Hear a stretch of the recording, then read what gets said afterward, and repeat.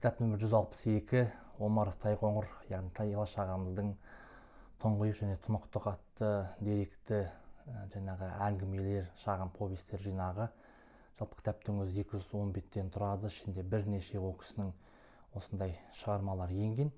Енді ол кісінің өзіне тоқталайық. Жалпы Тайқоңыр Омаров Тайлаш ағамыз 1953 жылы осы қазіргі Аягөз ауданындағы Айғыз ауылына қарасты Көксала деген елді мекен дүниеге келген екен. Және бұл кісі негізі алғашқы мамандығы тарих факультетін бітіріп, сол өзінің туған жеріне барып тарих пәнінің мұғалімі болған.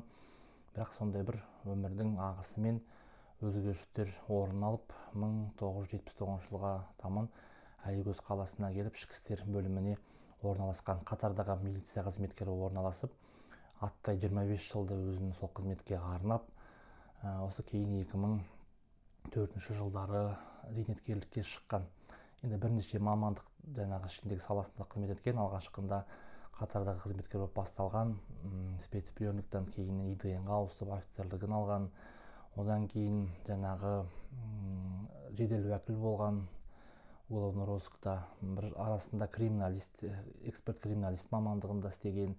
Кейін орынбасар болған, сөйтіп жүріп ГСК-ға ауысқан. ГСК-дан осы зейнетке шығардың алдында мемлекеттік мемлекеттік болғанда осы арнайы күзет қызметіне ауысып, сол жердің басшылығын, тізгінін ұстаған. Енді бұл жерде бұның ішінде көптеген әңгімелер, шығармалары бар.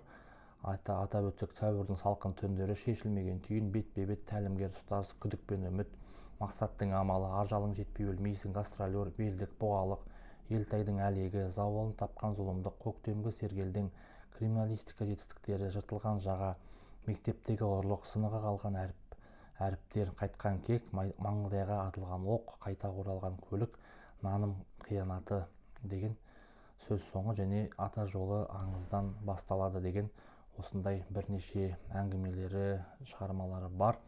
Енді барлығы да керемет, тамаша. Бұл кісі енді өзі айтпақшы керемет жазушы болмаса да, өмірден алынған, шынайы деректерге негізделген тамаша туындылар. Енді ішінде бір өзіме қатты ұнаған үшеуін ғана айтып өтейін. Негізі баршасы да қызықты, шытырман оқиғаларға, негізі өмірде болған, осы Аягөздің тарихында болған оқиғалар. Соның жаңағы біріншісін айтайын. Бұл 33-ші беттегі шешілмеген түйін деген әңгімесі. Бұл жерде Майдан деген кезінде теміржол милициясында қызмет еткен, 70-ші жылдары сондай бір ер адамның өзінің жаңағы бірінші із-түзсіз жоғалған Алтынжан деген кісінің жолдасы, күйеуі, артынша оның баласы, сөйтсе сол баласының өліміне сол кісі тікелей қатысы бар екен болып шығады Майданның. Сол туралы. Екінші тағы бір өтті ең қатты ұнаған әңгімесі маған Елтайдың әлегі деген. Бұл 97-ші беттегі ұзақ осындай әңгіме болғанда, бұл өмірде болған оқиға.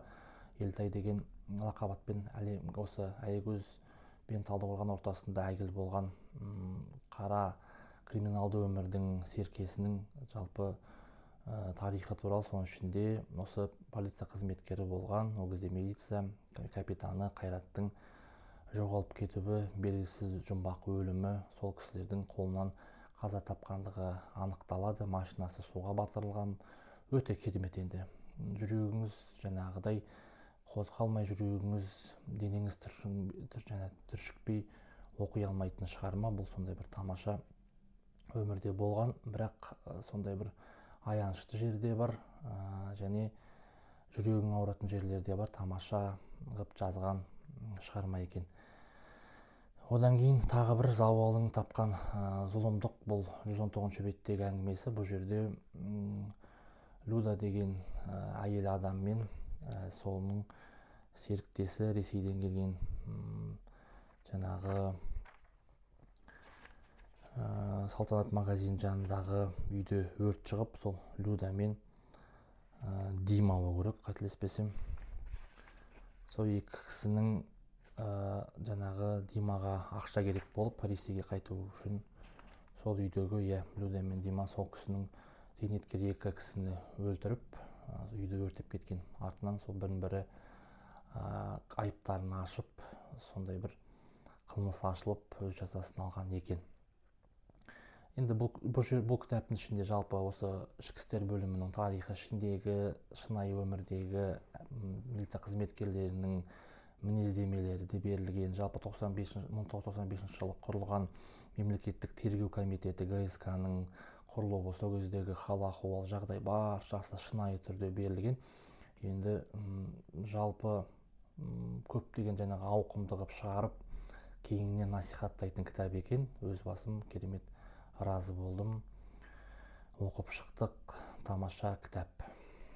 Жақсы, хош, келесі кітапқа өтейік. Келесі 163 кітабымыз Сүйеубай Байқайдиұлы «Көзімдегі көзайым».